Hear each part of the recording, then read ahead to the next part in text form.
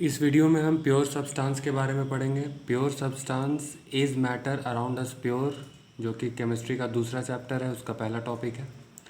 और pure substance के बारे में सबसे पहले हम ये जान लेते हैं कि ये सिंगल पार्टिकल का बना हुआ होता है। इसमें सिर्फ एक तरह के पार्टिकल होते हैं, इसमें दूसरे और अलग पार्टिकल्स नहीं होते हैं। यानी कि प्योर सब्सटेंस सच में प्योर होता है। There is no mixture of any particle. Okay, example है आयरन, सिल्वर, ऑक्सीजन।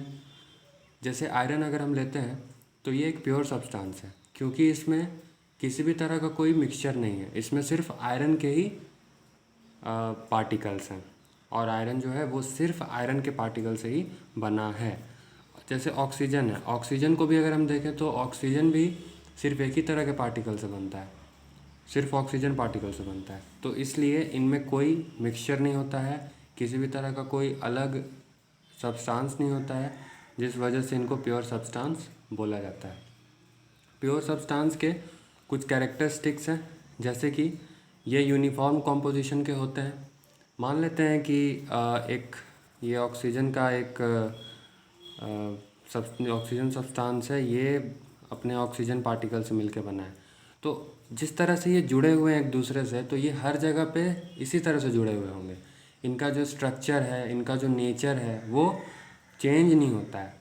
तो इसका मतलब है कि इनका कॉम्पोजिशन यूनिफॉर्म होगा।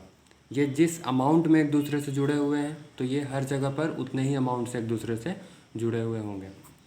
सेकेंड है, it can not be separated into constituents. It can not be separated into constituents का मतलब है कि अगर हम एक बार ऑक्सीजन पार्टिकल, मेरा ऑक्सीजन जो है मेरा ये बना हुआ है, इसमें से हम ऑक्सीजन से हम अलग अलग नहीं कर सकते हैं पार्टिकल को, जिससे कि ऑक्सीजन बना है। ठीक है, कोई भी ऐसा मेथड नहीं है जो कि प्योर सब्सटेंस को ब्रेक कर सकता है, क्योंकि ये जो होते हैं सबसे फंडामेंटल स्टेज में होते हैं, इन्हें फर्दर ब्रेक नहीं किया जा सकता है। इसके बाद है, it has a fixed melting and boiling point. जो प्योर सब्सटेंस होते हैं, इनका क्योंकि कॉम्पोजिशन जो है वो यूनिफॉर्म होता है, इसकी वजह से इनमें फिक्स्ड मेल्टिंग पॉइंट भी होता है और फिक्स्ड बॉइलिंग पॉइंट भी होता है। It always possess same property.